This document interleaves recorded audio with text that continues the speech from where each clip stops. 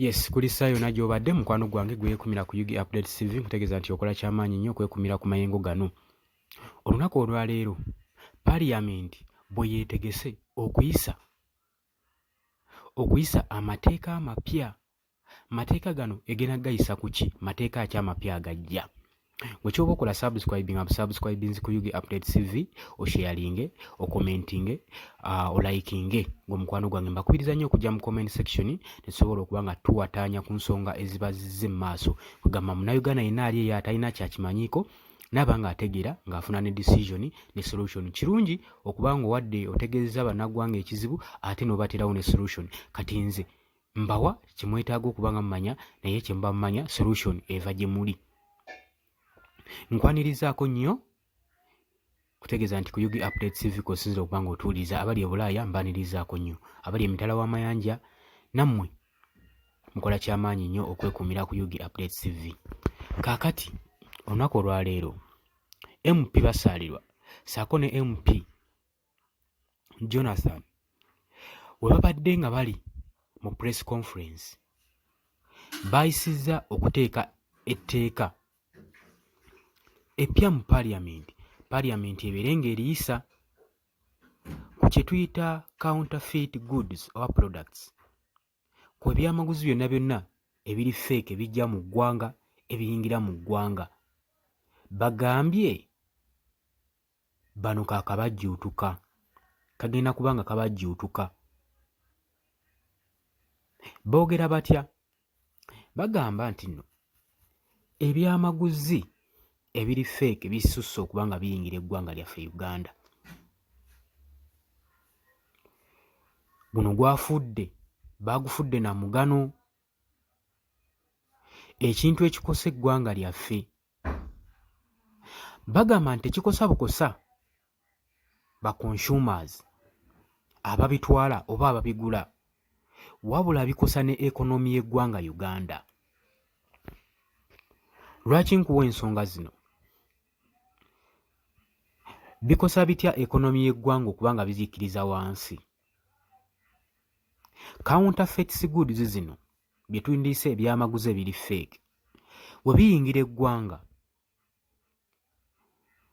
gwe n'ova eri n'ogenda n'okigula ne kimala ennaku 2 ne kyonooneka, togenda asobola kukizzaayo. Naddala ebyamasannyalaze ogenda kukireka okwate ekkubo ddeyo ogula ekirala, era neera bwe rutyo.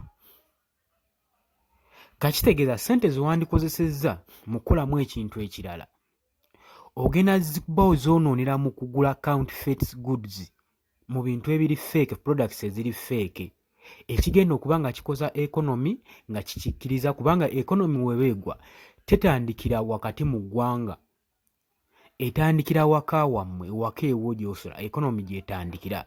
Wemala okuspreadingira ewaka nemala neeranda ng'etambula ebuna eggwanga, kubanga ssente zisaasaanyizibwa ssekinnoomu wenzikwata nenziwa ggwe n'obaako kyonguza n'oli n'azikwata n'abaako kyaguza oli. Yeyo engeri economy gyekulaakulanamu. Naye bw'obanga ssente tugala zibanira nga tugula bintu biri fake kye bakuguziza leero ate n'oddamu n'okigula, kitegeeza nti kigenda kuba nga kikosa ekonomi y'eggwanga Uganda, egenda kuba nga ekkirira. Kino tekikosa bukosa ekonomi, wabula n'omusolo oguyingira mu ggwanga gukikosa. Gutya? Kakati wabaayo nga kampuni ezikola oligino ne wabaayo ne kampuni ezikola fake. Bano abakola fake ebiseera ebisinga tebaggyibwako na musolo kubanga bakola beekwese. Kati ate bano abasasula omusolo abakola oligino ebyabwe tebitambula olw'ensonga biba oligino ate nga bya buseere, ate bali nga batunda fake ate ku bbeeyi layisi. Kati ne kifundikira nga zino industries, factories ezikola oligino zigenda kugwa. We zigwa kitegeeza gavumenti tegenda kuddamu collectinga musolo mu kampuni eba egudde. Kyokka ate zino ne zisigala nga zo ziyinaayina ezikola counterfeit goods. Oba okiraba? Kakitegeeza eggwanga liba terigenda kubanga licollectinga musolo gumala.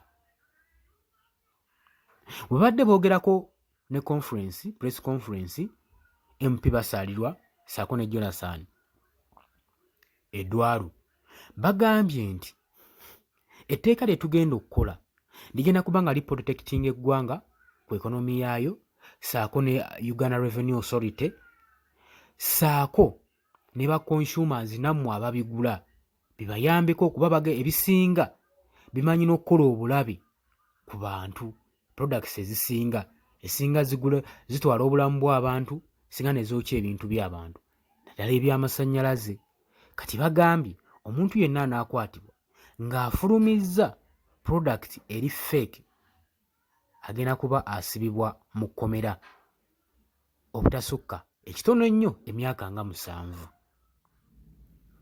Tebakomye ku ekyo kyokka bagambye sinakiini tuyinza n'okwongerako penalties naaba nga akubibwa fayini ey'okusasula omuwendo gwa ssente oba fayini eyaki yonna yonna saako n'okusibwa emyaka 7 singa anaakwatibwako ng'afulumya counterfeit goods products eziri fake kiyambeko nnyo n'okukulaakulanya factories ne companies ezifulumya ebyamaguzi ebiri oligino. Ensonga eno oyinza okugigaya naye nga erimu eggumba eba erina kyetaasizza ku bannayuganda okulaakulanya ekonomi zaabwe saako n'abantu okuseevinga kasente kaabwe obutamala nnyo obudde nga bagula ebintu ebiri feeke ate ne bakwata ssente ne bakwata ssente ne baddayo ne bagulayo ebintu ebirala ekyongera okukkiriza ekonomi yaabwe.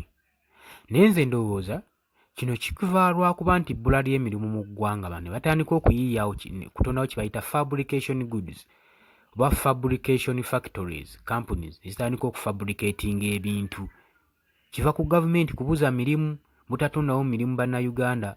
So kirowoozeeko jangu mu comment section obeeko n'okyotangaza bannayuganda layikinga sharinga naye kyenkubiriza twerabira ku subscribinga kubanga kijja tuyambako nnyo okutambuza information mu ggwanga.